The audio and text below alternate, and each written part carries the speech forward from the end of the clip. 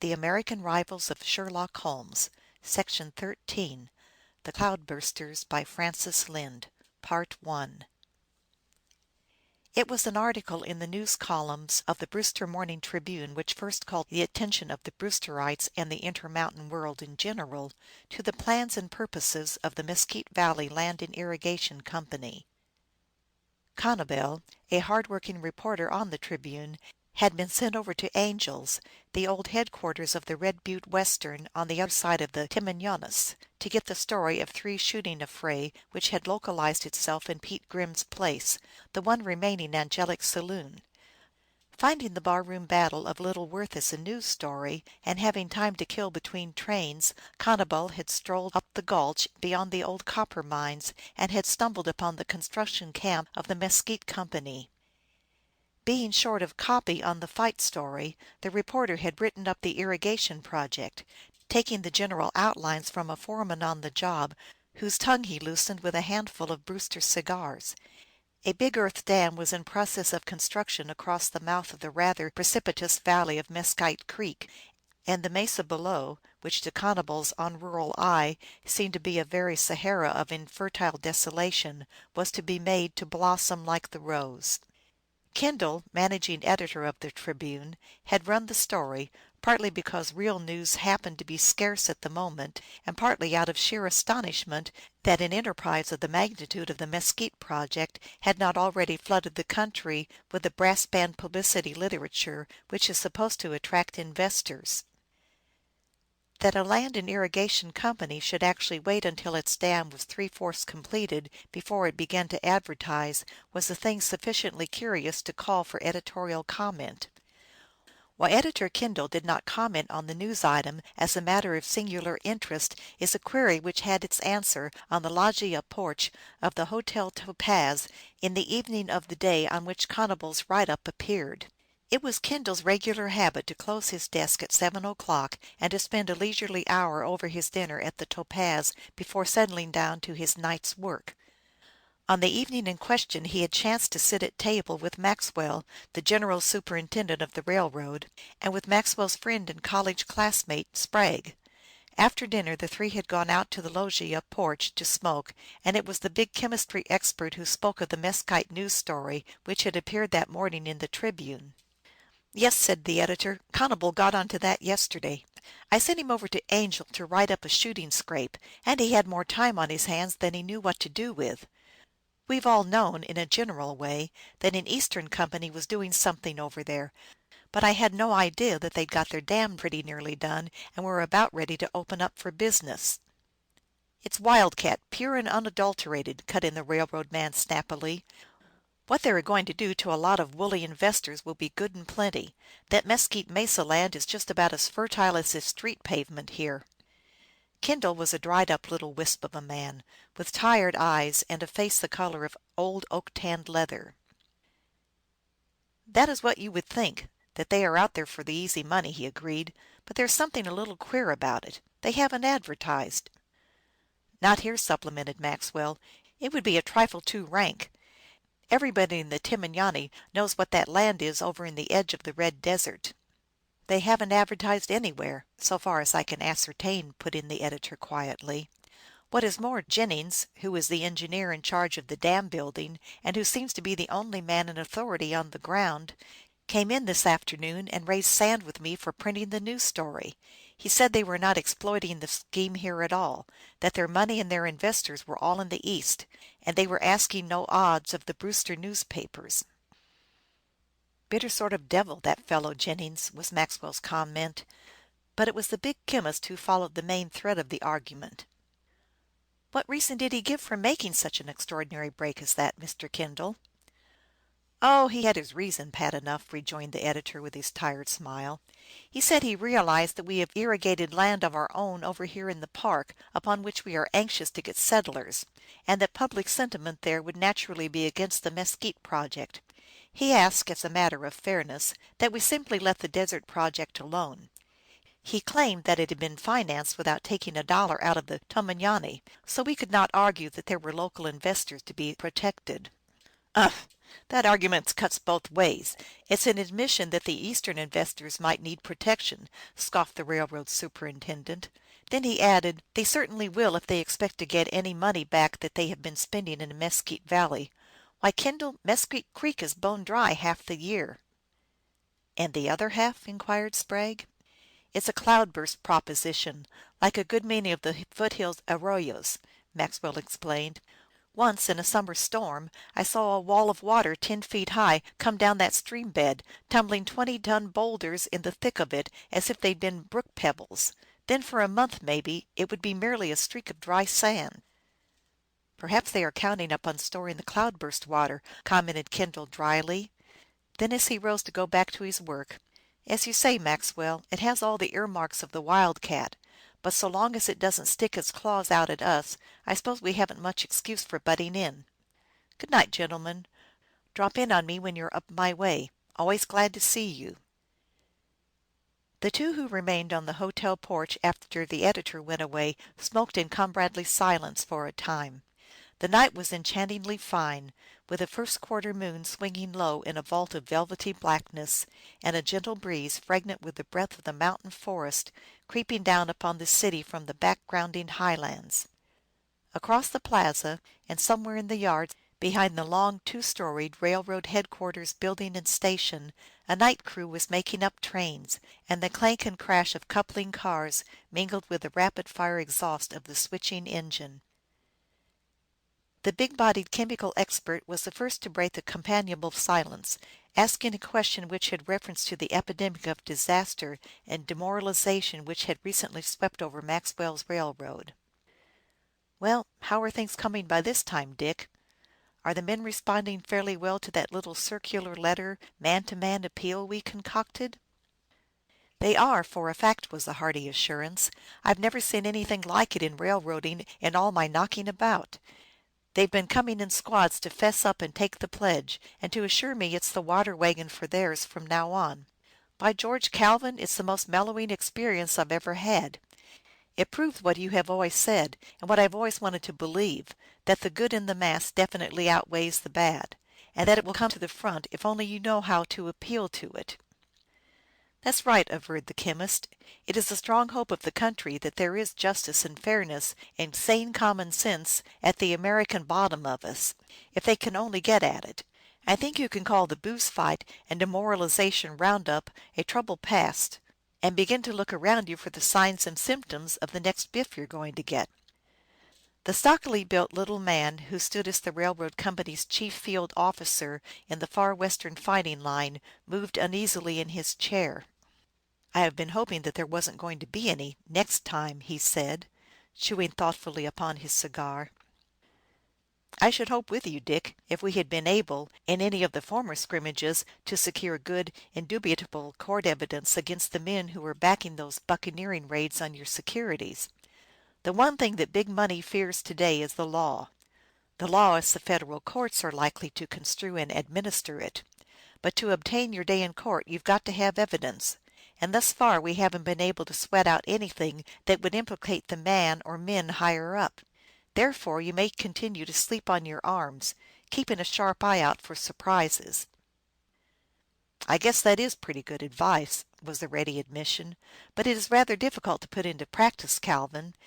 There are 500 miles of this railroad, and my job of operating them is big enough to keep me busy without doing any detective stunts on the side." " I know," Sprague nodded reflectively, " and for that reason I've been halfway keeping an eye out for you myself." " You have ? Don't tell me you've been finding more grief." Sprague threw away his outburned stub, and found and lighted a fresh cigar. " I don't want to pose as an alarmist," he offered at length, " but I'd like to dig a little deeper into this Mesquite irrigation scheme. How much or little do you know about it?" " Next to nothing. About 2 months ago Jennings, the construction engineer, made application for the through handling from Copa of a trainload of machinery, tools, and camp outfit. He asked to have the stuff delivered at the end of the old copper mine spur above Angels. We put the spur in shape for him and delivered the freight. Well, what else? That is about all we have had to do with him in a business way. 2 weeks ago, when we had that wreck at Lobo, they were asking Benson for an extension of the Coppermine spur to a point nearer their job, chiefly, I think, so they could run a hand car back and forth between the camp and the saloon at Angel's. Benson didn't recommend it, and the matter was dropped." "Without protest?" "Oh, yes. Jennings didn't make much of a roar. In fact, I've always felt that he avoided me when he could. He is in town a good bit, but I rarely see him.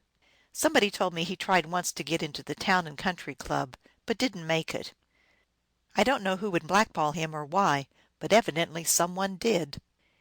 The ash grew a full half-inch longer on Sprague's fresh cigar before he said, "Doesn't it occur to you that there is something a bit mysterious about this dry land irrigation scheme, Dick?" I had never thought of it as being mysterious. It is a palpable swindle, of course, but swindles are like the poor. They're always with us. "It interests me," said the big man, half musingly. "A company formed nobody knows where or how, drops down in the edge of the red desert, and begins, absolutely without any of the clatter and clamor of advertising that usually goes with such enterprises, to build what, from all reports, must be a pretty costly dam. If they have acquired a title to the Mesquite Mesa, no one seems to have heard of it, and if they are hoping to sell the land when the dam is completed, that too has been kept dark. Now comes this little newspaper puff this morning, and Mr. Jennings promptly turns up to ask Kendall to drop it." "It is rather queer when you come to put the odds and ends of it together," admitted the railroad man. "Decidedly queer, I should say." So far the government man went on the line which he himself had opened. Then he switched abruptly. "By the way, where is your brother-in-law, Starbuck? I haven't seen him for 3 or 4 days." "Billy has been in Red Butte, figuring on a little mining deal in which we are both interested. But I'm looking for him back to night." "Good. If you should happen to see him when the train comes in, ask him to come over here and smoke a pipe with me. Tell him I'm losing my carefully acquired cowboy accent, and I'd like to freshen it up a bit." The superintendent promised, and since he always had work to do, went across to his office in the second story of the combined headquarters and station building. Some hour or so later the evening train came in from the west, and at the outpouring of passengers from it one, a man whose air of prosperous independence was less in the grave, young old face and the loosely fitting khaki service clothes than in the way in which he carried his shoulders, was met by a boy from the superintendent's office, and the word passed sent him diagonally across the grass-covered plaza to swing himself lightly over the railing of the hotel porch. "Dick made a motion as if you wanted to smoke a peace pipe with me," he said, dropping carelessly into the chair which had been Maxwell's. "Yes," Sprague assented, and then he went on to explain why. At the end of the explanation Starbuck nodded. "I reckon we can do it all right. Go up on the early morning train to the canyon head, and take a chance on picking up a couple of broncs at Wimberley's ranch. But we could hoof it over from Angel's in less than a quarter of the time it'll take us to ride up the river from Wimberley's. For reasons of my own, Billy, I don't want to hoof it, as you say, from Angel's. To mention one of them, I might ask you to remember that I tipped the scale at a little over the half of the 300 just now, and I'm pretty heavy on my feet." And therewith the matter rested. At an early hour the following morning, an hour when the sun was just swinging clear over the far distant blue horizon line of the Crosswater Hills, which marks the eastern limit of the great desert, 2 men dropped from the halted eastbound train at the Timiani Canyon water tank and made their way round the nearest of the hogbacks to the ranch house of one William Wimberley. As Starbuck had predicted, 2 horses were obtainable, though the ranchman looked long and dubiously at the big figure of the government chemist before he was willing to risk even the heaviest of the horses in his small remuda. "I reckon you'll have ter set sort o' light on the saddle, mister," he said at the mounting, and then, apparently as an afterthought, "By gollies, I wouldn't have you foller against me for a farm in God's country, stranger. If you was to live around here we'd call you Samson, and take up a ejection for the poor sufferin' Philistines, we shore would." Sprague laughed good-naturedly as he followed Starbuck's lead toward the river. He was well used to being joked about his size, and there were times when he rather encouraged the joke. Big men are popularly supposed to be more or less helpless physically, and Sprague was enough of a humorist to enjoy the upsetting, now and then, of the popular tradition. In his college days he had held the record for the heavy lift and the broad jump. There was no man of his class who could stand up to him with the gloves or on the wrestling mat, and in the football field he was at once the strongest back and the fastest man on the team, a combination rare enough to be miraculous. " You say you want to follow the river," said Starbuck, when they had struck in between the precipitous hills among which the green flood of the Timinani made its way toward the canyon portal. "Yes, if it is at all practicable. I'd like to get some idea of the lay of the land between this and the camp on the Mesquite." " I'm anticipating that you'll get the idea good and plenty," agreed the superintendent s brother in law dryly. And during the 3 hour jaunt that followed the prediction was amply confirmed. There was no trail, and for the greater part of the way the river flowed between rocky hogbacks, with only the narrowest, boulder strewn margins on either hand. Time and again they were forced to dismount and lead the horses around or over the natural obstructions, and once they were obliged to leave the river valley entirely, climbing and descending again by a circuitous route among the rugged hills. It was late in the forenoon when they came finally into the region of upper basins, and, turning to the eastward, threaded a dry arroyo, which brought them out upon the level bottomed valley known as the Mesquite Mesa. It was not a mesa in the proper meaning of the term. It was rather a vast flat wash brought down from the hills by the sluicing of many floods. Here and there its sun-baked surface was cut and gashed by dry gullies, all pointing towards the river, and each bearing silent witness to the manner in which the mesa had been formed. At a point well within this shut-in moraine Sprague dismounted, tossed his bridle reins to Starbuck, and went to examine the soil in the various gullies. Each dry ditch afforded a perfect cross section of the different strata, from the thin layer of sandy topsoil to the underlying beds of coarse sandstone pebbles and gravel. Sprague kicked the edges from a dozen of the little ditches, secured a few handfuls of the soil, and came back shaking his head. " I don't wonder that these people don't want to advertise their land, Billy," he commented, climbing with a nimbleness astonishing in so large a man to the back of his mount. " As they say down in Tennessee, you couldn't raise a fuss on it. Let's amble along and see what they are doing at the headworks." At the head of the wash the valley of Mesquite Creek came in abruptly from the right.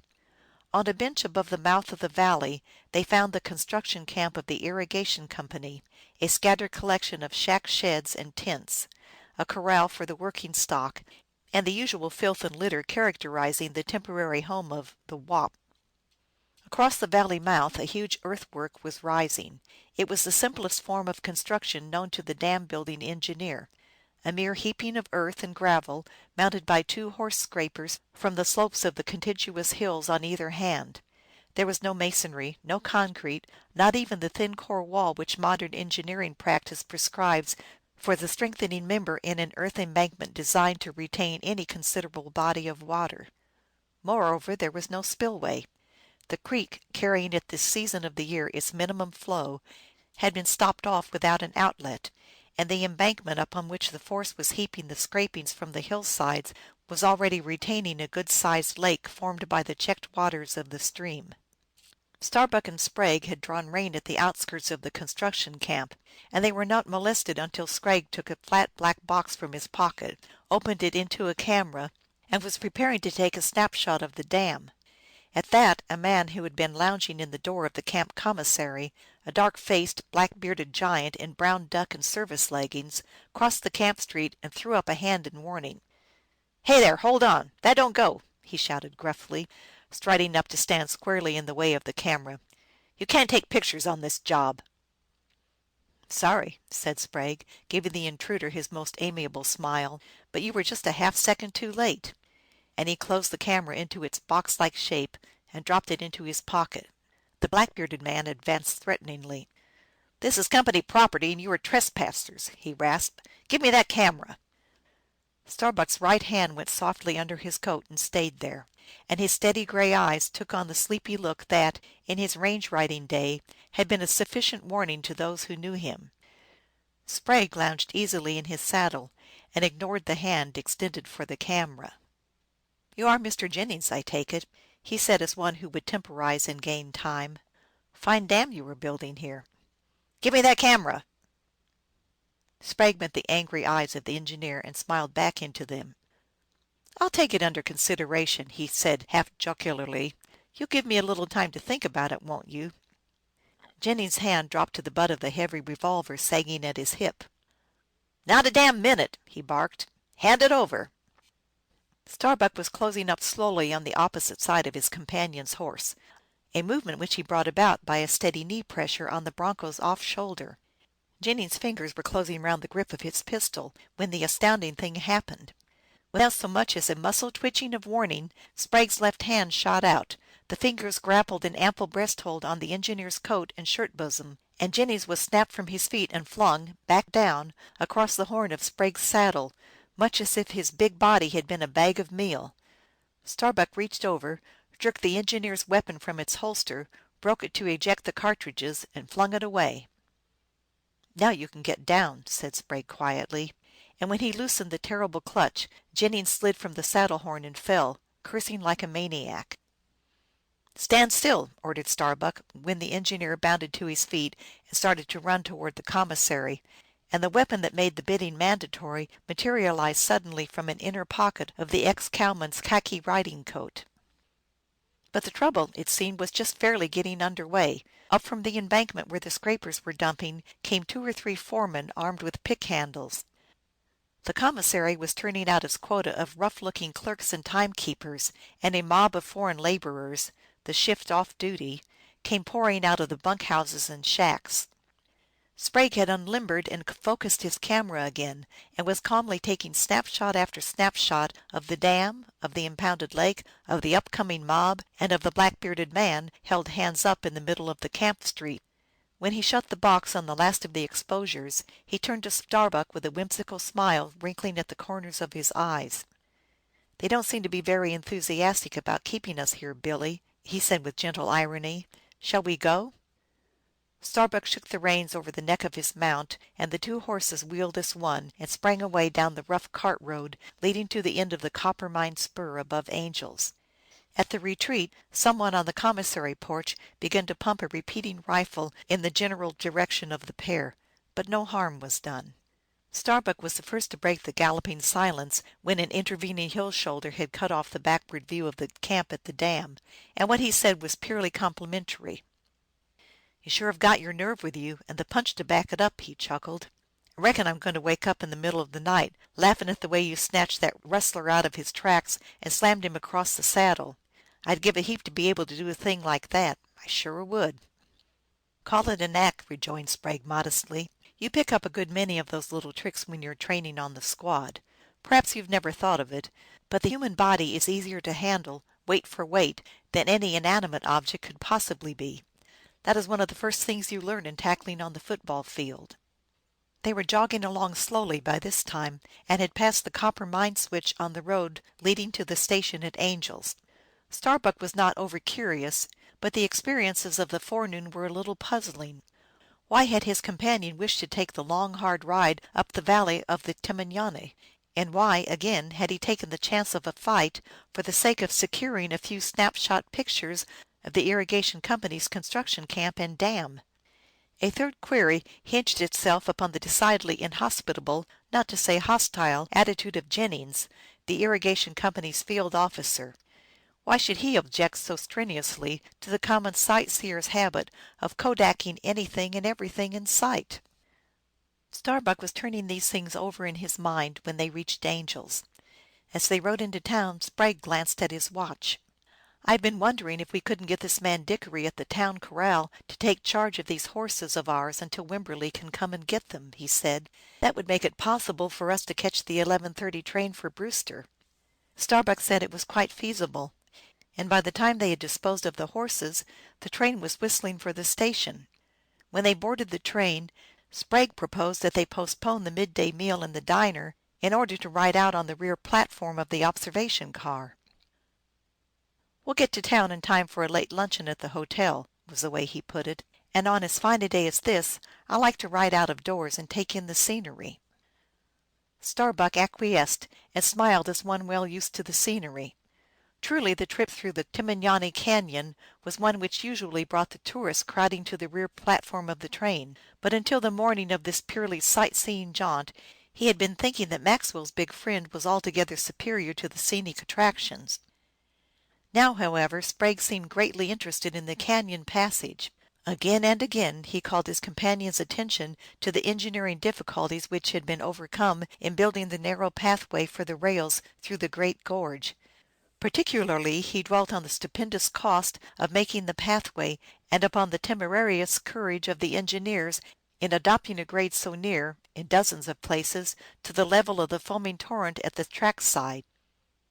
Yes, Starbuck agreed, it sure did cost a heap of money. Dick says the 36 miles are bonded at $100,000 a mile, and even that didn't cover the cost of construction on some of the miles.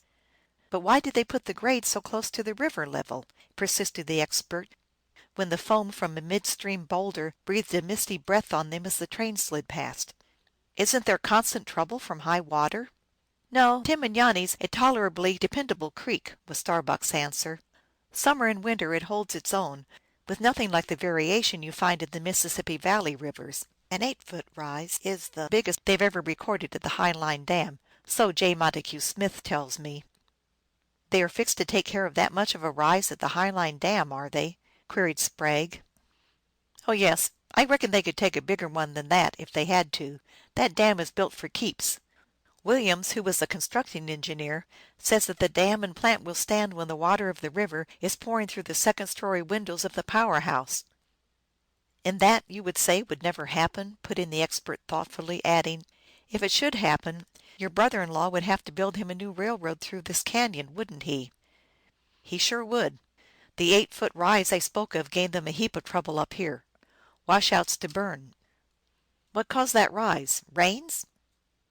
Rains and cloudbursts in the season of the melting snows. It was just as Smith was turning heaven and earth upside down to get the dam completed, and for a little spell they sure was anticipating trouble aplenty. Thought they were going to be plumb paralyzed. I want to meet that man Smith, said the expert, going off at a tangent as his habit was. Stillings, your friend the lawyer, who has his offices next door to my laboratory, says he's a wonder. Smith is all right, was Starbuck's verdict. He's a first-class fighting man, and he doesn't much care who knows it. He got big rich out of that high-line fight, married old Colonel Baldwin's little peach of a daughter, and is laying off to live happily ever after.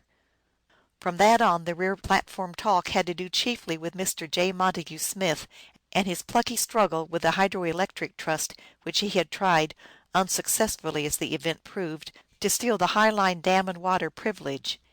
In due time the train shot out of the gorge, and after a dodging course among the Park hills came to the skirting of the High Line Reservoir Lake, lying like a silver mirror in its setting of forested buttes and spurs. At the lower end of the lake, where the white concrete dam stretched its massive rampart across the river gorge, the train halted for a moment in obedience to an interposing block signal. It was during the momentary stop that a handsome young fellow with a healthy tan of the hill country browning his frank boyish face came out of the nearby power house, ran up the embankment, and swung himself over the railing of the observation platform. " Hello, John," said Starbuck, and then he introduced the newcomer to his companion. " Glad to know you, Mr. Sprague," said the young man, whose hearty hand grip was an instant recommendation to the good graces of the big expert. "I've been hearing of you off and on all summer. It's a saying with us out here that any friend of Dick Maxwell's owns Brewster, or as much of it as he cares to make use of." "I've certainly been finding it that way, Mr. Smith," Sprague rejoined, in grateful recognition of the Brewster hospitality. And then, "We were just talking about you and your dam as we came along, Starbuck and I. You have a pretty good head of water on, haven't you? An unusually good head for this time of year. The heavy storms we've been having in the eastern foothills account for it. Our power plant is working at normal load, and our ranchmen are all using water liberally in their late irrigating it. And yet you see the quantity that is going over the splashboards." " Yes, I see," observed Sprague thoughtfully. And when the train began to move onward, " With this big reservoir behind you, I suppose a sudden flood couldn't hurt you, Mr. Smith?" The young man, with a healthy tan on his clean-cut face, promptly showed his good business sense. We think we have a comfortably safe installation, but we are not specially anxious to try it out merely for the satisfaction of seeing how much it would stand," was the conservative reply. Sprague looked up curiously from his solid planting in the biggest of the platform folding chairs. " And yet 3 days ago, Mr. Smith, you said in the presence of witnesses that a 10-foot rise wouldn't endanger your dam or your power plant," he put in shrewdly. Mr. J. Montague Smith, secretary and treasurer of the Timanani High Line Company, was plainly taken unawares. " How the dep " he began, and then he tried again. " Pardon me, Mr. Sprague, you hit me when I wasn't looking for it. I believe I did say something like that. In fact, I've said similar things a good many times." " But not in exact feet and inches, I hope," said Sprague, with a show of mild concern. "These exactnesses are what murder us, Mr. Smith. Now, I presume if somebody should come to you to day and threaten to turn another 10 feet of river on you, you'd object, wouldn't you?" " We certainly would object most strenuously."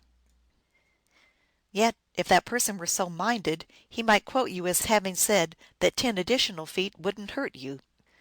The young treasurer laughed, a trifle uneasily. " I can't believe that anybody would make a bit of well meant boasting like that an excuse for But it's not altogether absurd, you know. Your case is unsupposable.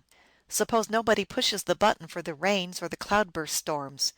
When you introduce me to the fellow who really has the making of the weather in the Timanani headwaters, I'll be very careful what I say to him." " Just so," said the expert quietly. And then a long continued blast of the locomotive whistle announced the approach to Brewster. Sprague took leave of his latest acquaintance at the station entrance, where a trim, high powered motor car, driven by an exceedingly pretty young woman in leather cap, gauntlets, and driving coat, was waiting for Smith. " I am a soil expert, as you may have heard, Mr. Smith," he said at parting, " and I am interested at the moment in alluvial washes, the detritus brought down from the high lands by the rivers. One of these days I may call upon you for a little information and help." " Command me," said the young financier, with another of the hearty hand grips, and then he climbed in beside the pretty young woman and was driven away. Sprague was unusually silent during the tardy luncheon shared with Starbuck in the Topaz Cafe, and Starbuck, who never had much to say unless he was pointedly invited, was correspondingly speechless. Afterward, with a word of caution to his stable companion not to mention the morning's adventure to any one, Sprague went to his laboratory to test the specimens of soil gathered on the Mesquite Mesa, Starbuck supposed. But the supposition was wrong. What Mr. Calvin Sprague busied himself with during the afternoon was a careful developing of the film taken from his pocket camera, and the printing of several sets of pictures therefrom. These prints he placed in his pocket note book, and the book and its enclosures went with him when, after the evening meal, at which he had somehow missed both Maxwell and Starbuck, he climbed the 3 flights of stairs in the Tribune building and presented himself at the door of Editor Kendall's den. Kendall was glad to see him, or at least he said he was, and, waving him to a chair at the desk end, produced a box of rather dubious-looking, curiously twisted cigars, at which the visitor shook his head despondently. "You'd say I was the picture of health, wouldn't you, Kendall? And you wouldn't believe me if I were to tell you that I'm smoking a great deal too much," he said with a quizzical smile that was on the verge of turning into a grin. The editor was not fooled. As a matter of fact, it was an exceedingly difficult matter to fool the tired-eyed tyrant of the Tribune editorial rooms. " Cut it out," he said with his mirthless laugh. "You wouldn't expect to find 50-cent Rayenas in a newspaper shop any more than I'd expect you to climb up here with a news story for me. Smoke your own cigars and be damned to you." And in sheer defiance he lighted one of his own dubious monstrosities, while Sprague was chuckling and passing his pocket case of fat black Maduros. " You say any more than you'd expect a news story. Perhaps I have a news story for you. Cast your eyes over these." And he threw out the bunch of lately made photographs. The editor went over the collection carefully, and at the end of the inspection said, " Well, what's the answer?" " The construction camp of the Mesquite Land and Irrigation Company, at about 10:30 this forenoon. The held up man is Mr. Engineer Jennings, posed by Billy Starbuck, who is kindly holding the gun on him for me. The people running are Jennie's workmen, coming to help him obliterate us. The water is the irrigation lake, the heap of dirt is the dam." " Still, I don't quite grasp the news value," said Kendall doubtfully. " Why should Jennings wish to obliterate you?" " Because I was taking pictures on his job. He was unreasonable enough to demand my camera, and to make the sham bad man's break of handling his gun without pulling it on me." The editor studied the pictures long and thoughtfully. " You ve got something up your sleeve, Mr. Sprague. What is it?" he asked, after the considering pause. Sprague drew his chair closer, and for 5 minutes the city editor, who had come in for a word with his superior, forbore to break in upon the low toned, earnest confidence which was going on at the managing editor s desk. At the end of it, however, he heard Kendall say, " I ll get Monty Smith on the wire, and if he coincides with you we ll take a hand in this. I more than half believe you re right, but you ll admit that it sounds rather incredible. The Tribune s motto is, * All the news that is news,' but we don t want to be classed among the yellows." " You run no risk in the present instance," was Sprague s confident assurance. " Of course there is no direct evidence. If there were, the case would be promptly taken to the courts. As a matter of fact, I am hoping that Mr. Smith will take it to the courts as it stands. But in any event, an appeal to the public will do no harm." " All right, we 11 see what Smith says," said Kendall, and then the patient city editor had his inning. Leaving the Tribune building, the chemistry expert went to the nearest telephone and called for the house number of Mr. Robert Stillings, the attorney who served locally for the railroad company and was also counsel for the High Line people. Happily it was the young lawyer himself who answered the phone. " This is Sprague," said the down town caller. " How busy are you this evening?" The answer was apparently satisfactory, since the big man went on, " All right. I wish you would arrange to meet me in the lobby of the Topaz. Catch the next car if it won t hurry you too much. You 'll do it? Thank you. Good by." 15 minutes later the government man, writing a letter at one of the desks at the hotel lobby, looked up to greet his summoned visitor, a keen eyed, self confident young man, whose reputation as a fearless fighter in just causes was already spreading from the little Intermountain city of his adoption and becoming state wide. " I m here," said Stillings briefly, and Sprague rose and drew him aside into one of the alcoves. For some little time after they had drawn their chairs together Sprague held the floor, talking earnestly, and exhibiting a set of the snap shot pictures. Stillings listened attentively, examining the pictures by the aid of a small pocket magnifier. But when Sprague finished he was shaking his head doubtfully, unconsciously following the example set by the Tribune editor. " We have nothing definite to go on, Mr. Sprague, as you yourself admit. These people are well within their legal rights. As you probably know, there is no statutory provision in this state requiring the builders of a dam to conform to any particular plan of construction, and, as a matter of fact, there are dozens of dams just like this one, mere earth embankments without masonry of any kind." " Do you mean to say that the safety of the entire Timinyanni Valley could be endangered by a structure like this, and that the property owners who are imperiled have no legal recourse?" demanded the expert.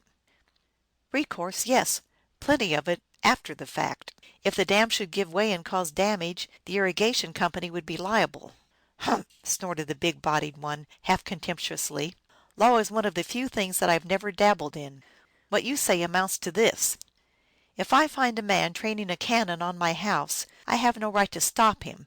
I can only try to collect damages after the gun has gone off and ripped a hole through my property. I could make a better law than that myself." Stillings was staring thoughtfully through the opposite window at the lights in the railroad buildings across the plaza. " There are times, Mr. Sprague, when we all feel that way, crises which seem to call for something in the way of extrajudicial proceedings," he admitted. And then, " Have you told Maxwell about this?" "Not specifically. Dick has troubles of his own just now. He's had enough of them this summer to turn his hair gray, as you know. I have been hoping that this latest move of the enemy could be blocked without dragging him into it." Stillings turned quickly. " That is the frankest thing you've said this evening. Is it another move of the enemy, the New Yorkers Sprague spread his hands, and his big shoulders went up in a shrug. " You have just as much incriminating evidence as I have. How does it strike you?" The attorney shook his head in doubtful incredulity, again unconsciously following Editor Kendall's lead. " It does n't seem possible," he protested. " Think of the tremendous consequence involved, outside of the crippling of the railroad. The Short Line would n't be the only sufferer in case of a dam break in the Mesquite. The entire valley would be flood swept, and our High Line Dam " He stopped abruptly and half rose to his feet. " Good Lord, Sprague, the breaking of the High Line Dam would mean death and destruction without end." Sprague had found a cigar in an overlooked pocket, and was calmly lighting it. Though he did not tell Stillings so, the argument had finally gotten around into the field toward which he had been pushing it from the first. " 3 days ago your High Line treasurer, Mr. J. Montague Smith, declared in the presence of witnesses it was right here in this hotel lobby, and I happened to overhear it that a 10-foot rise in the river, which, as you know, would submerge and sweep away miles of the railroad track in the canyon, would by no means endanger his dam. There you are, Mr. Stillings. Now fish or cut bait." " Great Scott, what could Smith have been thinking of ?" ejaculated the lawyer. " It was merely a bit of loyal brag, as he admitted to Starbuck and me on the train this afternoon, and it had been craftily provoked by one of the men who heard it. But he said it, and what is more, he said it to Jennings." This time the attorney's start carried him out of his chair and stood him upon his feet. " I shall have to see Smith at once," he said hurriedly. " Still, I can't believe that these New York stock pirates would authorize any such murderous thing as this." " Authorize murder or violence ? Of course not. Big business never does that. But what it does is to put a man into the field, telling him, in general terms, the end that is to be accomplished. The head pushers would turn blue under their finger nails if you charged them with murder." " But that is what it would amount to, cold blooded murder." " Hold on a minute," objected Sprague. " Let s apply a little scientific reasoning. Suppose this thing has been accurately figured out, engineering wise. Suppose that, by careful computation, it has been found that a certain quantity of water, turned loose at the mouth of Mesquite Valley, would produce a flood of a certain height in the full length of Timanani Canyon, say 10 or 12 feet, sufficient to obliterate 35 or 40 miles of the railroad track. Below its path of the greatest destruction it comes out into your High Line Reservoir Lake, with some miles farther to go, and a greatly enlarged area over which to diffuse itself." Stillings was nodding intelligence. " I'm beginning to see," he said. " 10 feet in the canyon wouldn't necessarily mean 10 feet at Smith's dam." " No, but at the same time Smith is on record as having said that 10 feet wouldn't endanger his dam or the power plant. So there you are again." Stillings walked the length of the alcove twice, with his head down and his hands in his pocket, before he stopped in front of the expert to say, " You've half convinced me, Mr. Sprague. If we could get the barest shred of evidence that these people are building a dam which isn't intended to hold."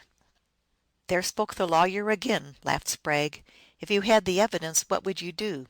" Institute legal proceedings at once." " And how long would it take to get action?" " Oh, that would depend upon the nature of the evidence I had to offer, of course." Sprague laughed again, derisively this time. " Yes, I thought so.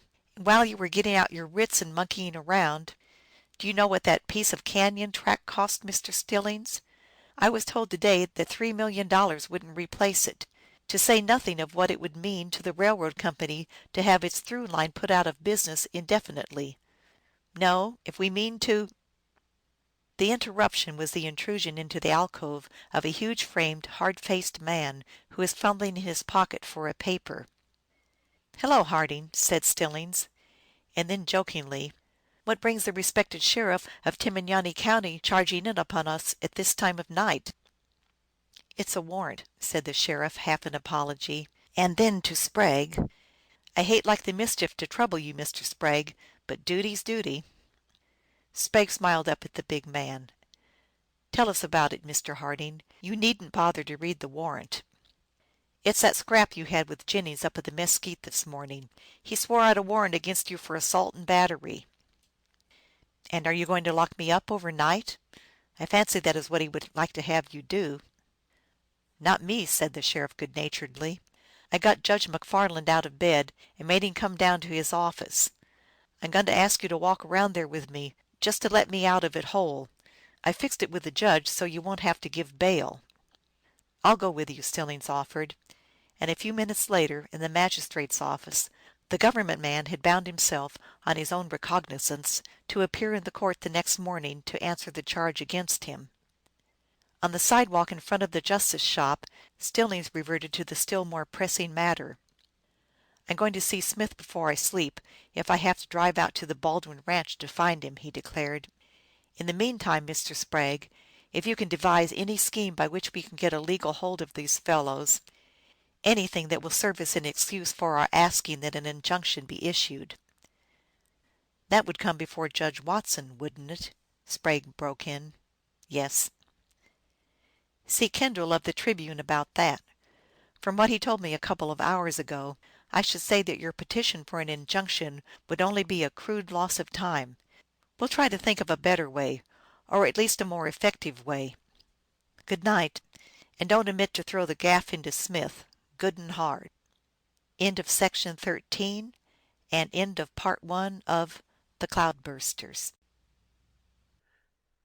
The American Rivals of Sherlock Holmes, The Cloudbursters by Francis Lynde, Part 2.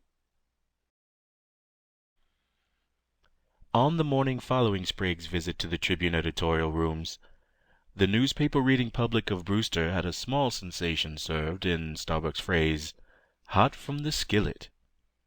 A good portion of the front page of the Tribune was given to a news story of the work which was under way in the Mesquite Valley, and pictures were printed of the camp, the dam, and the growing lake. On the editorial page was a caustic arraignment of the Mesquite Company, which was called upon to show cause why it should not be condemned as a public nuisance, of a kind which had already brought much reproach upon the West as a field for legitimate investment. And the suggestion was made that a committee of responsible citizens be sent to investigate the Mesquite project, to the end that the charges made might be either substantiated or set aside. Specifically, these charges were that there was no arable land within reach of the Mesquite Dam, and that the dam itself was unsafe. Throughout his editorial, Kendall had judiciously refrained from making any mention of a possible disaster to the railroad, but he hinted broadly at the danger to which the High Line Dam, the source of the city's power and lights, would be subjected in the event of a flood catastrophe on the distant project. Maxwell, who was living at the hotel in the absence of his family, had read the paper before he came down to join Sprague at the breakfast table, and, like every other newspaper reader in Brewster that morning, he was full of the latest sensation. "By George, Calvin," he began, "somebody has been stirring up the mud for those people we were talking about night before last. Have you seen the Tribune?" Sprague nodded assent. "Well, what do you make of it?" asked the railroad man. "I should say that somebody, possibly the High Line management, is beginning to sit up and take notice, wouldn't you?" Yes, but see here. Any such thing as Kendall hints at would knock the Nevada Short Line out long before it would get to the High Line Dam." "Naturally," said Sprague coolly. "Great Jehu! Was that what you meant when you were making me dig this Mesquite project over for you the other day?" "I didn't want to drag you into it, and don't yet," said Sprague quietly. "You've had grief enough for one summer, but the detective half of me tells me that there is little doubt that this thing is another attempt on the part of the big money crowd to sideswipe your railroad off the map. It can be done, and you have no preventive recourse. Stillings says you haven't." "But, Calvin, something's got to be done. Are we going to sit still and—" "One kind of a something is doing itself right now," interrupted Sprague. "It's your play this time to keep out of it if you can. You'd say that the High Line people, J. Montague Smith and his crowd, inspired that blast in the Tribune this morning, wouldn't you?" "It looks that way, yes." "Well, let them stir up the mud and make the fight. You sit tight in the boat and say nothing. What kind of an agent or operator have you at Angle's?" "Disbrow? He's a good man." So good that I'm going to promote him to a better station next week. Let that promotion wait a while. Give this good man instructions to watch every move that Jennings makes and to report at once anything out of the ordinary that may happen. Do you get that? I'll do it. Anything else? No, not at present. Later on, say, after the evening edition of the Times Record comes out, I may want to get you on a quick wire, but the chief thing just now is to post the Angles man, and to have him keep in touch with you. After Maxwell had gone, the chemistry expert finished his breakfast with Epicurean leisure, smoked a reflective cigar in comfortable solitude in the hotel lobby, and when the court hour arrived, went around to the office of the Justice of the Peace to answer to the charge of assault. As was to be expected, Jennings was not present, was not even represented by an attorney. Sprague pleaded guilty and paid his nominal fine, which McFarland took with a quiet smile. I don't know what you did to that black-faced bully, Mr. Sprague, but I hope you got your money's worth, he said. Every time he turns up here in Brewster, he proves himself an undesirable citizen, right from the word go. Tough, is he? Queried Sprague. As tough as they make them. I wonder he didn't try to get square with you with a gun. That would be more like him. Perhaps he will later on, suggested the fined one with a good-natured smile, after which he went across to his laboratory and was invisible for the remainder of the morning. Just before noon, Stillings dropped into the laboratory office. He found the chemist working among his retorts and test tubes. "I fell in to give you a pointer," was the attorney's excuse for the intrusion. "Jennings is in town. He came over on the 10 o'clock local and went straight to the Times Record office." Sprague grinned. You were looking out for him, were you? Somebody got waked up at last? "Yes. The Highline people are on, all right," was the reply. "Smith called an emergency meeting of his directors early this morning. 2 of them are Red Desert cattle barons, and they know the mesquite situation like a book. What none of them can understand is the why. Why the mesquite outfit should take 99 chances in 100 of sending a flood down the Timinani when there's no money to be made by it." What action did the directors' meeting take? "Instructed me to field Judge Watson on the question of holding things up with an injunction. I did it, and it turned out as you intimated it would. Nothing doing. Smith asked me to borrow Maxwell's special officer, Arch Tarber, suggesting that we ought to keep in touch with Jennings.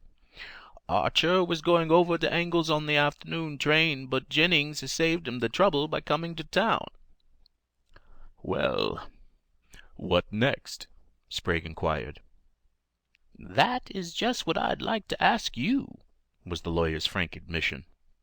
"We're all looking to you to set the pace. You're the one man with the holy gift of initiative, Mr. Sprague. You haven't admitted it in so many words, but I know as well as I know anything that you are the man who started this newspaper talk." "Pshaw!" said the expert in genial raillery. "I'm only a government chemist, Mr. Stillings."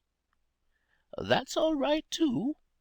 But that isn't why the railroad men call you Scientific Sprague. 4 times this summer you've dug Maxwell and his railroad out of a hole when the rest of us didn't know there was any hole. What I'm most afraid of now is that Jennings will put up some sort of a scheme to get you out of the way. He knows well enough by this time that you are the key to his situation." "I'm a tenderfoot," said the big man with naive irony. "What would you suggest?" "That you go to Sheriff Harding and get him to swear you in as a special deputy. Then you can be prepared to defend yourself." Sprague's mellow laugh rumbled deep in his big body.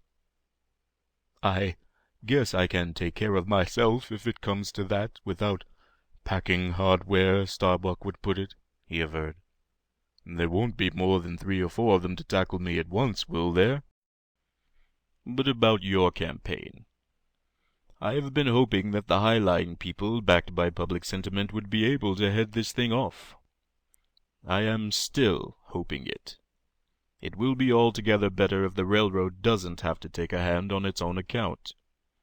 The New Yorkers would be sure to make capital out of it, holding the Ford Maxwell management up to public execration as a corporation which deliberately strangles development propositions in its own territory. That's a fact, the attorney agreed.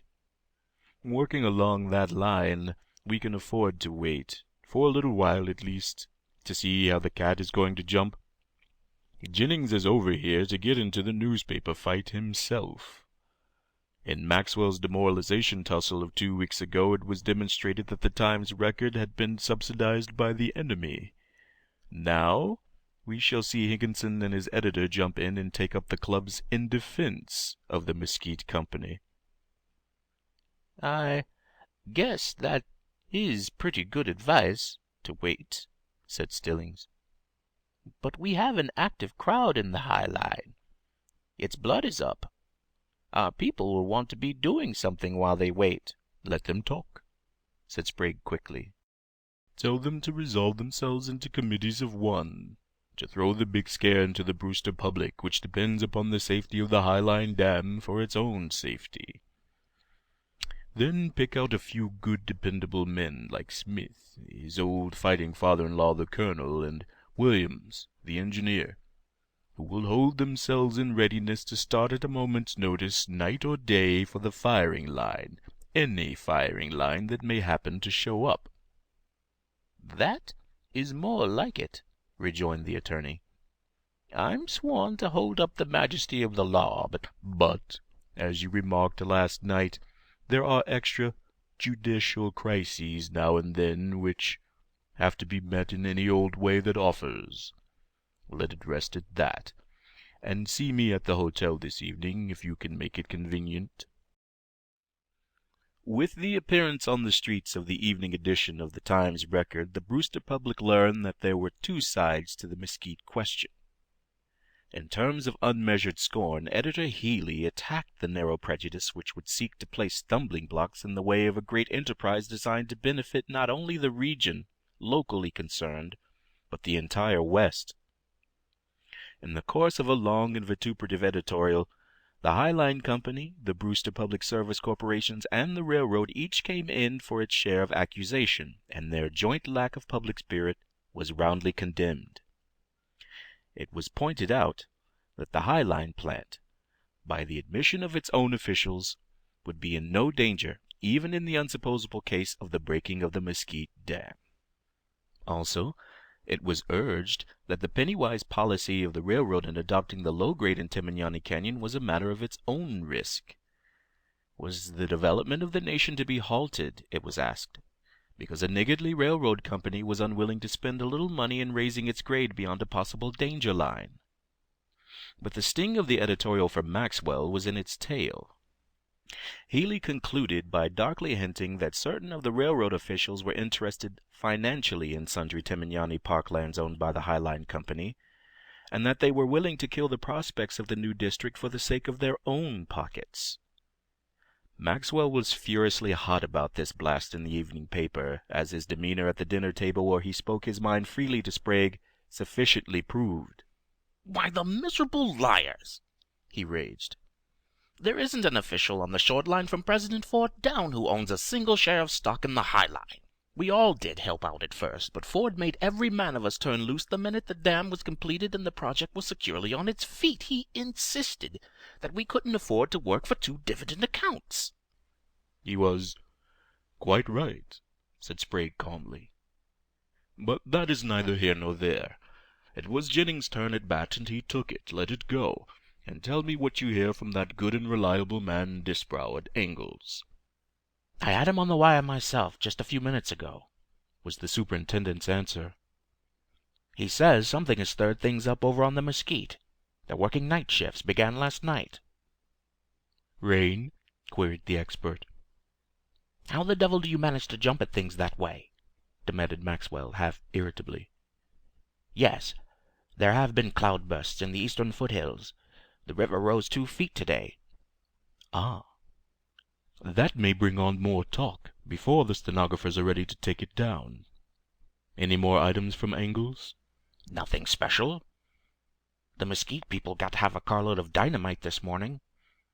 And that shows you how careful Disbrow is. He's spotting everything, even the common routine things.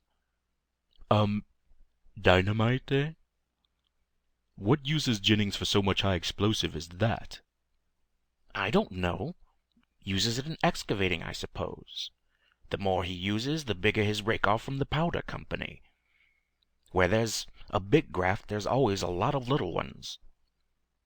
Sprague ate in silence for 5 full minutes before he said, quite without preliminary, "How long would it take a light special train to run from Brewster to Angles with a clear track and regardless orders, Dick?" I made it once in my own car in 2 hours and 55 minutes, with 2 stops for water. Why? Oh, I was just curious to know. 2:55, eh? And how long would it take to get the special train ready? 15 or 20 minutes, perhaps, on a rush order. Sprague sat back and began to fold his napkin carefully in the original creases. "As I have said before, I don't want to pose as an alarmist, Maxwell, but if I were you I'd have that special train hooked up and ready to pull out, and I'd keep it that way, on tap, so to speak." The railroad man rose to the occasion promptly. "Beginning tonight?" he asked. "Yes, beginning tonight." "Has Jennings gone back?" "He has. He went over on the evening train. Your man Tarbell kept cases on him while he was here. He spent most of the day with Higginson and Healy in the Times Record office." Maxwell refused his dessert and ordered a second cup of black coffee. "This suspense is something fierce, Calvin," he said when the waiter left them. "Have we got to sit still and do nothing?" "That is your part in it," was the quiet reply. "If a party of prominent citizens should call upon you for a special train at some odd hour of the day or night, you want to be ready to supply it suddenly. Aside from that, you are to keep hands off." For 48 hours beyond this evening dinner in the Topaz Cafe, 2 days during which the railroad agent at Angles reported increased activity at the Mesquite Dam, the newspaper wrangle over the merits and demerits of the irrigation project in the edge of the Red Desert went on with growing acrimony on both sides. But by the end of the second day it was apparent that the Tribune had public sentiment with it, almost unanimously. It was also on the second day that further bitterness was engendered by a street report that Judge Watson had enjoined the Highline Company from interfering in any way with the operations on the Mesquite. This was the last straw, and public indignation found expression that night in a monster mass meeting of protest, in which the speakers, with J. Montague Smith to set them the example, criticized the court, sharply, in free Western phrase. After the meeting, adopting all sorts of resolutions condemnatory of everything in sight, adjourned, which was between 9 and 10 o'clock, there was a street rumor to the effect that Judge Watson would declare some of the speakers in contempt and cinch them accordingly. Maxwell and Starbuck brought this report to Sprague, who was smoking one of his big black cigars on the porch of the hotel. "Going to institute contempt proceedings, is he?" said the expert, with interest only half aroused. "Wouldn't that jar you?" commented Starbuck. "I was telling Dick just now that Judge Watson has about outlived his usefulness in this little old shack town. This injunction of his is about the rawest thing that ever came over the range." "Smith is red hot," Maxwell put in. "Hot enough to get out and scrap somebody. And his directors are all with him." Still the big-bodied expert seemed only mildly interested. "If anybody should happen to get mixed up legally with the Mesquite folks on this job of theirs, it would be pretty hard to get a jury in Brewster which would lean the way the judge does, wouldn't it?" he asked. Maxwell's verdict was unqualified.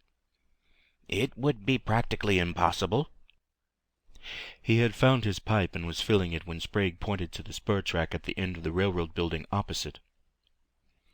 "Is that your special train over there, Dick?" "Yes. You see, I've obeyed orders.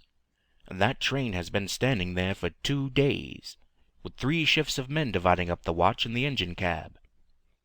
And the committee of prominent citizens hasn't yet materialized, eh?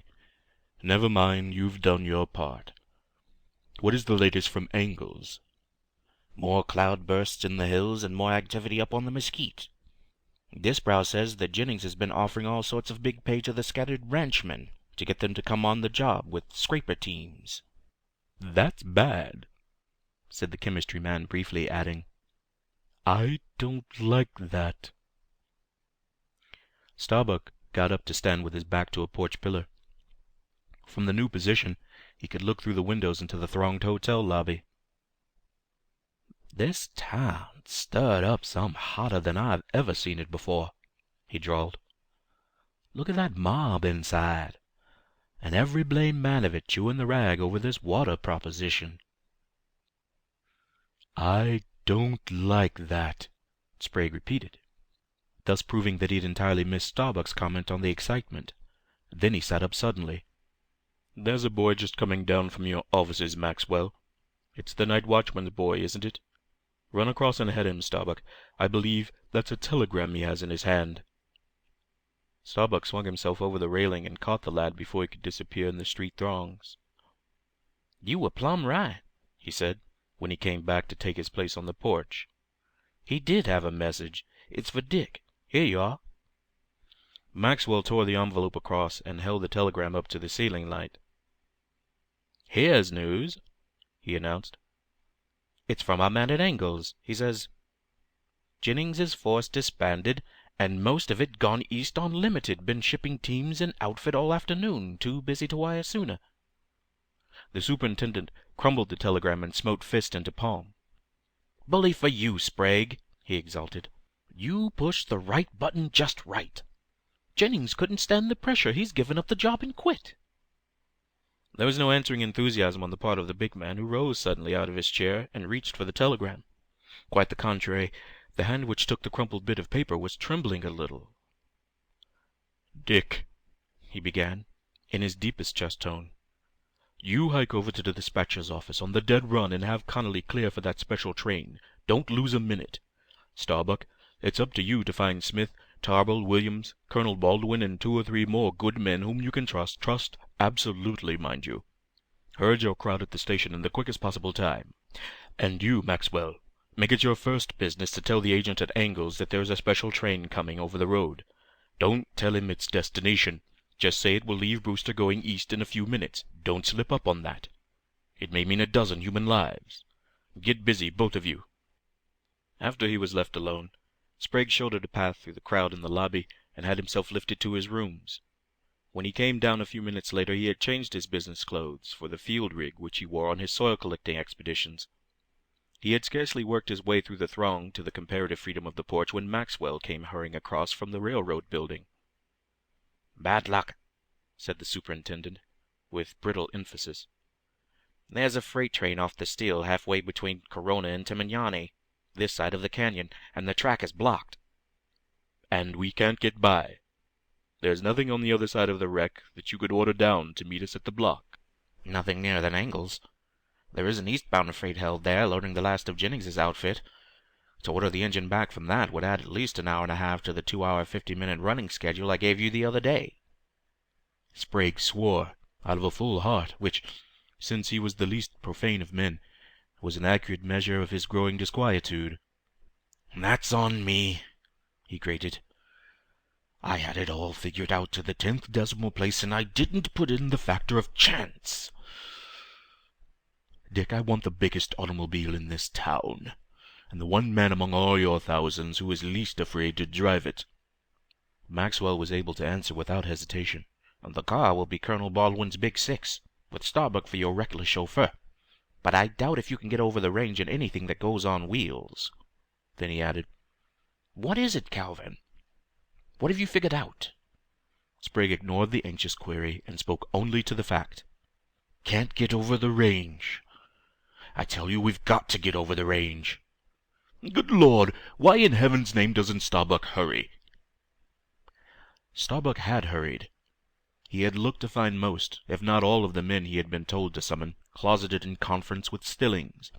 And his guess had gone true to the mark. Only Tarbell was missing, and him they picked up in front of the Tribune office, as they were hurrying to the rendezvous in the colonel's big touring car. Maxwell saw the car as it came under the corner electrics. "There's a little luck, anyway," he exclaimed. "That is the colonel's car now, and Billy is driving it." "Tools and arms. Half a dozen picks and shovels, and anything you can find that will shoot," commanded Sprague, vaulting the porch railing to the sidewalk as easily as Starbuck had vaulted it a little while before. "See to that part of the outfit yourself, Dick, while I'm looking after the human end of it." 1 minute afterward, the big man was standing beside the touring car which had been drawn up at the townside platform of the railroad building. Sprague shot the emergency at the 5 men in the car in bullet-like sentences. "Gentlemen, we've got to get over to the mesquite as quick as the Lord'll let us. The railroad is blocked, and it's an auto or nothing. Maxwell says we can't do it. I say we've got to do it. What do you say?" "I reckon we can do it," drawled Starbuck, speaking for all. Then he turned to Smith, who was in the tonneau. "How about the tanks, Monty?" "I filled them tonight before we left the ranch," said the Highline treasurer. "Also, there's an extra gallon of oil aboard. We always carry it." "How about it, Colonel?" Sprague demanded of the erect, white-mustached old man in the back seat. "Sure," was the quick reply. "You haven't told us yet whether it's a fight or frolic, but we're all with you either way, Mr. Sprague. Hop in, and we'll be jogging along." It was at this moment that Maxwell, followed by a couple of yardmen, came up.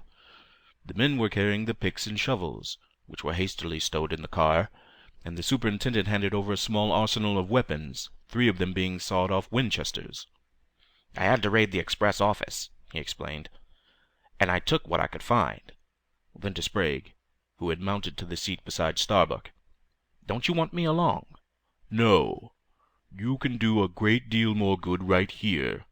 Listen now, and follow my directions to the letter. Go upstairs to the wire and get in touch with your man at Angles. It will be your job to keep him in doubt as to what is on the road between his station and the lower end of the canyon. Lie to him if you have to. Tell him a part of the wrecked freight is on its way up the canyon or something of that sort, and keep him believing it as long as you possibly can. Don't fall down on it. Everything depends now upon the length of time you can keep some such story as that going over the wires." Starbuck had adjusted a pair of goggles to his eyes, and had his foot on the clutch pedal. "All set?" he asked. "Go," said Sprague, and at the word the big car shot away from the platform, rounded the end of the plaza, and bore away through the cross street to the eastward, gathering headway until, when the city limits were passed, its cut-out exhausts were blending in a deafening roar. Sprague was the only member of the party who had not at some time in the past had experience with Starbuck's driving. But before the first 10-mile lap on the Mesa Road had been covered, he, too, had had his initiation. There was a little lamp on the dash which poured its tiny ray on the dial of the speedometer. Sprague saw the index pointer go up to 35, jump to 40, crawl steadily onward until it had passed the 45 and was mounting to 50. After that he saw no more, for the simple reason that he was obliged to close his unprotected eyes against the hurricane-speed blast. The big man from Washington had asked for the fastest car in Brewster and for a man who was not afraid to drive it. He had got both. At the same time, alarming as the pace might seem, Starbuck was not taking any needless chances. He knew his road, and knew also that there were many miles of it among the mountains that would have to be taken at slower speed. Nonetheless, when the long mesa stretch was covered, and the big car was making zigzags up the precipitous slopes of Mount Cornell to reach the gap called Navajo Notch, the pace was still terrific, and the sober-faced driver was leaning over his wheel and pushing the motor like a true speed maniac.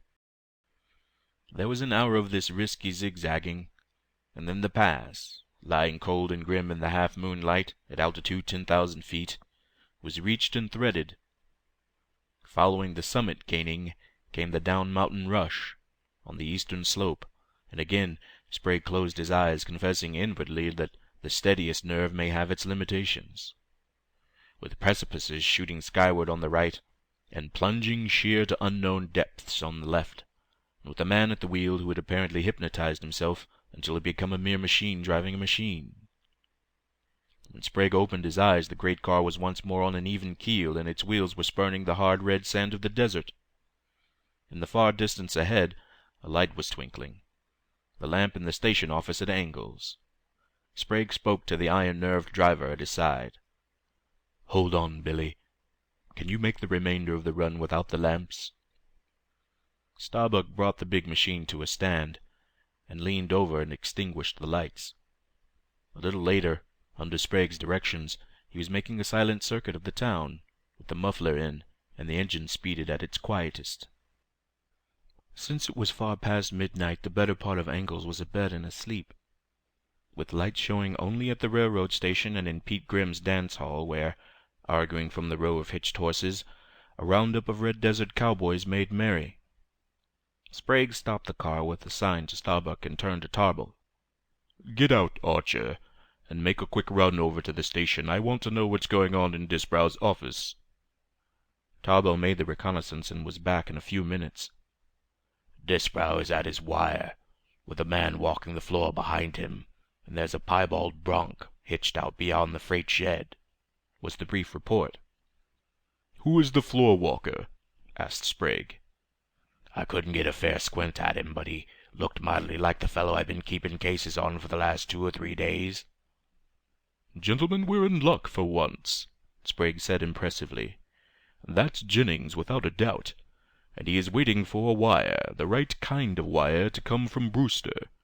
You remember what I told Maxwell as we were leaving. That was one time when a guess was as good as a prophecy. Go on, Billy, and head straight for the mesquite, and you gentlemen back there, get your weapons ready. If there happens to be a guard at the dam, we'll have to rush it." Singularly enough, when the short run was accomplished, they found that there was no guard.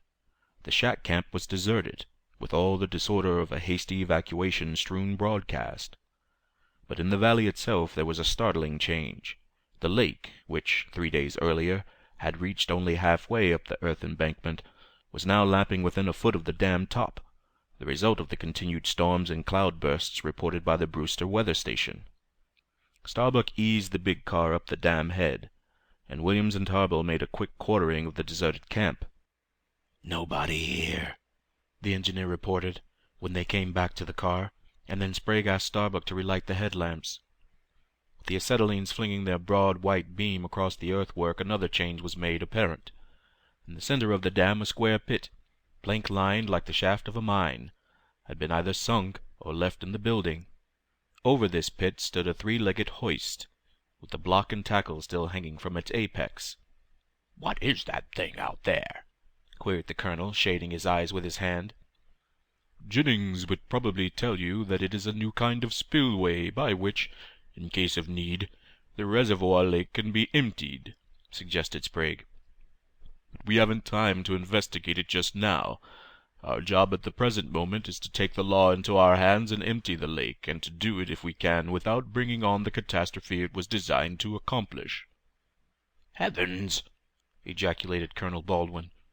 "That's a criminal offense, isn't it? And in the face of Judge Watson's injunction at that." "It is criminal," was the calm reply, "unless we shall find sufficient justification for it as we go along. There is one chance in a dozen that we may find it first. Tarbell, take this little flashlight of mine, and skip out there and look into that pit." Tarbell paused scarcely a moment at the mouth of the mid-dam shaft. "It's filled up to within a few feet of the top with dirt," he said, when he returned. "That is what I expected. We may find another warrant for what we are about to do, but we haven't time to search for it. Jennings may come back at any minute, and if he suspects anything wrong he'll bring that bunch of dance-hall cowmen with him. If you'd like to hide in the car and stand aside to see what we will do when he comes—" "By Jove, I'm with you, injunction or no injunction," cried Smith, and he began to take the picks and shovels out of the car.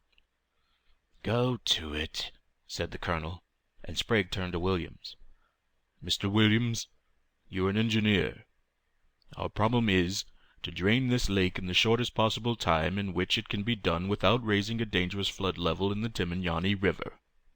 We're under your orders." Williams took to the job as a dog snaps at a fly. barking out his directions with the curt precision of a man who knew his business. Planks were brought from the dismantled shacks to be thrust down on the inward face of the dam as a protection, and these were weighted in place with a makeshift buttressing built out of the bags of sand which had been used as temporary cofferdams in the construction work. When all was ready, a small ditch was opened across the protected end of the dam, and the water began to pour through. Immediately the wisdom of William's precaution became evident. Instantly the rushing stream began to eat into the loosely built dam, threatening to turn the ditch into a gully and the gully into a chasm. And quick work was necessary with more planks and sandbags to check the rapid widening of the spillway. Even at that, the ditch grew swiftly deeper and more cavernous as the torrent emptied itself through it, and the roar of the artificial cataract filled the air with a note of sustained thunder. "Jennings'll be deaf if he doesn't hear this plumb down at the railroad," shouted Tarbell. But there was no time to consider the consequences Jennings-wise. Every man of the 6, including the colonel, was constrained to work like mad to prevent the catastrophe they were trying to avert. It was when the flood was pouring through the gap in a solid 6-foot stream that shot itself far out to fall in a thunderous deluge upon the barren mesquite mesa, and the planking and sandbagging was sufficing to hold it measurably within bounds, that Sprague took steps looking toward a defensive battle should the need arise. Under his direction the auto was drawn out to one side and the lamps were extinguished. Then a hasty breastwork was made of the remaining bags of sand, and Tarbell and Starbuck were sent out as skirmishers to keep watch on the Angles road, while the others renewed their efforts to hold the pouring torrent within safe limits. A toiling half-hour, during which the spillway flood had slowly grown in volume until it threatened to become a destroying crevice, slipped away, and at the end of it the 2 scouts came hurrying in. "They're coming," yelled Starbuck, and once again the big man from the east took the command. "Down behind the sandbags!" he shouted. "If Jennings gets near enough to strike a match on this hillside, we'll all go to glory." Sprague had predicted that if Jennings suspected trouble he would not return to the dam alone. The prediction was verified when a squad of mounted men came in view at the turn in the road leading around the hill shoulder. The moon declining to its setting behind the Timanyanis flung ghostly shadows across the valley, and the watchers behind the sandbag breastwork saw only the dark blot of blacker shadows sweeping up the road. "Give 'em a volley over their heads," Sprague ordered, and the 3 sawed-off Winchesters barked spitefully. "That means war," said the colonel, when the charging cavalcade stopped abruptly and a dropping fusillade of revolver shots spattered into the sand breastwork and whined overhead. "We're strictly in for it now." "Those fool cowpunchers only knew what they are fighting for, they'd turn their artillery the other way," growled Starbuck. "I reckon they're the Lazy X outfit, and Cummings, their owner, is one of the Highline directors." "It's a pity we can't get word to them some way," said Smith. "We're not out to kill anybody if we can help it." "No, but they're out to kill us," granted Williams, as a second shower of bullets thudded into the breastwork and tore up the gravel on either hand. Then, "What are they doing now?" The defenders of the breastwork were not left long in doubt as to what was doing. The horsemen in front were deploying in a thin line which rapidly bent itself into a semicircle across the hill slope. To let any one of these skilled marksmen gain the rear meant death for somebody, and again Sprague gave the word of command. "Better kill the horses than men," he said. "We've got to stop that maneuver." And again the Winchester spoke, this time to deadlier purpose. At the third volley, 2 of the horses were down, and the scattering line was drawing together again and galloping out of range. In the lull which succeeded, Williams dropped his weapon and crawled quickly away to the edge of the spillway torrent. When he came back, there was a new note of alarm in his voice. "That spillway of ours is eating away the dam at a rate of a foot a minute," he announced. "If we can't get to work on it again, the whole business will go out with a rush." It was a cruel dilemma, and it was quickly made worse by a new movement on the part of the attackers. Jennings's party was closing in again, and flashes of red fire were appearing here and there on the hillside to herald a dropping hail of pistol bullets. Under cover of the irregular firing, A man was worming his way down toward the edge of the ravine, through which the wasting torrent was rushing out upon the mesa. It was Sprague who first saw the crawling man and divined his purpose. "That's Jennings!" he exclaimed. "And if he reaches the edge of that gully, we're all dead men. Stop him, Starbuck. Don't kill him if you can help it, but stop him!" Starbuck leveled his short rifle over the top of the breastwork and took careful aim. The light was bad, and he could scarcely see the sights. At the trigger pulling, those who were watching saw a little cloud of dust and gravel spring up directly in front of the crawling man, saw this, and heard, above the roaring of the torrent, his yell of pain as he doubled up and clapped his hands to his face. "Good shot, Billy," gritted the white-haired colonel. "You've blinded him. Now if we could only choke those crazy range riders off. Tarble, can't you— Where's Tarble gone?" Tarble's place at the end of the breastwork was empty, and Smith, who was next in the line, accounted for him. "Archer dropped out a minute or two ago.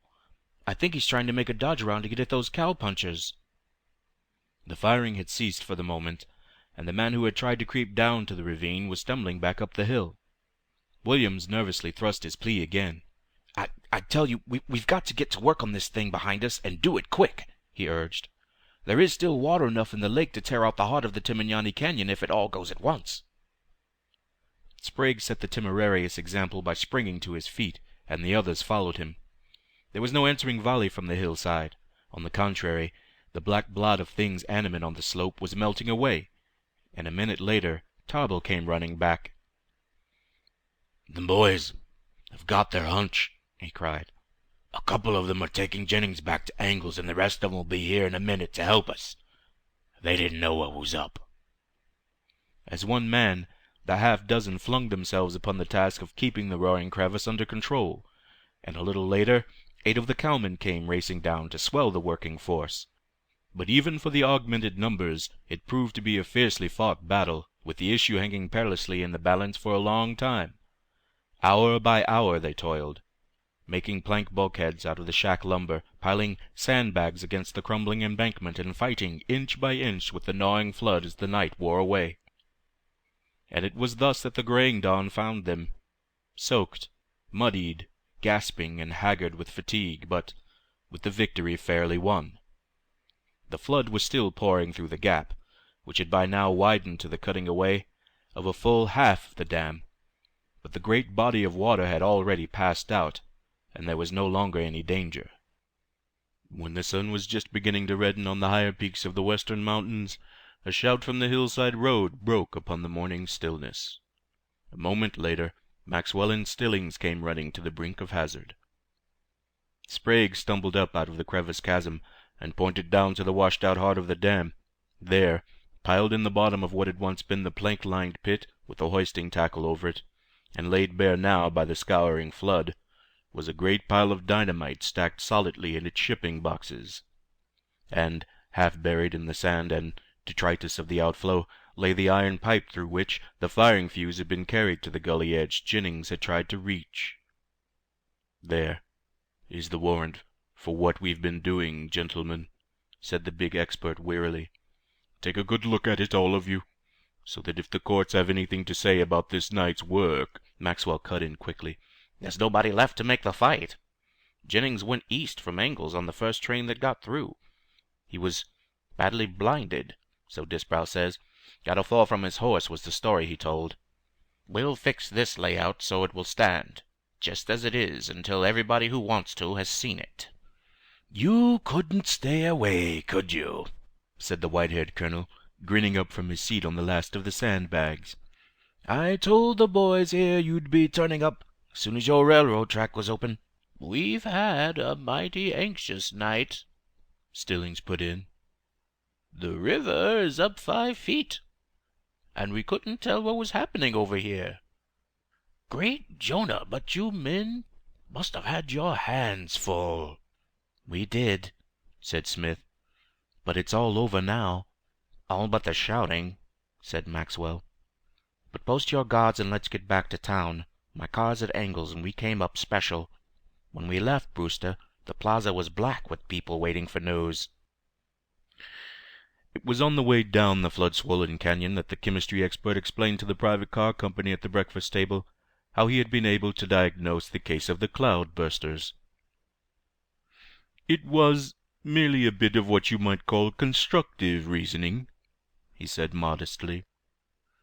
"I knew by personal investigation in the line of my proper work, soil testing, that there was no arable land within reach of the Mesquite project.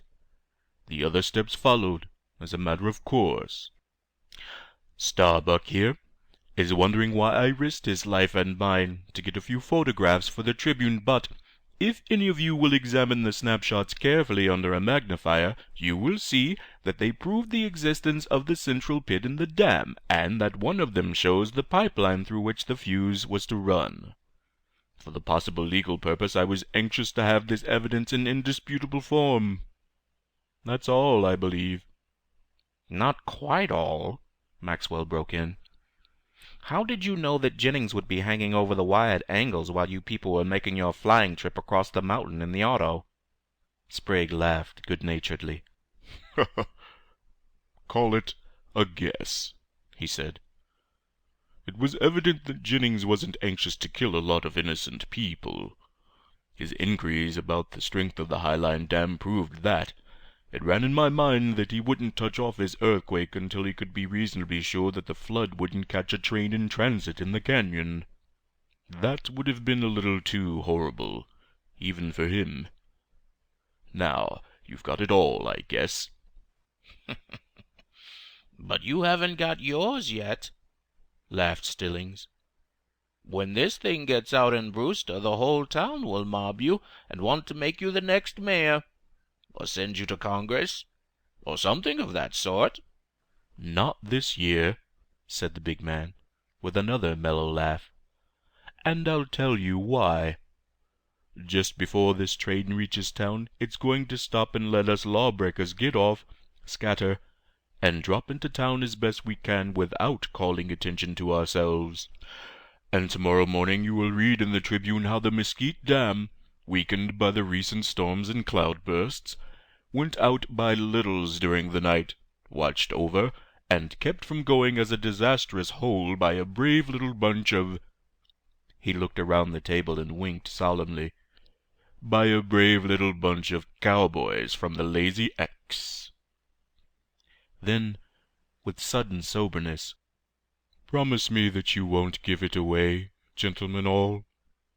It's the only fee I shall exact for my small part in the affair." And the promise was given, while the locomotive whistle was sounding for the Brewster yard limits, and Maxwell was pulling the air cord for the out-of-town stop. End of The Cloudbursters by Francis Lynde, Part 2.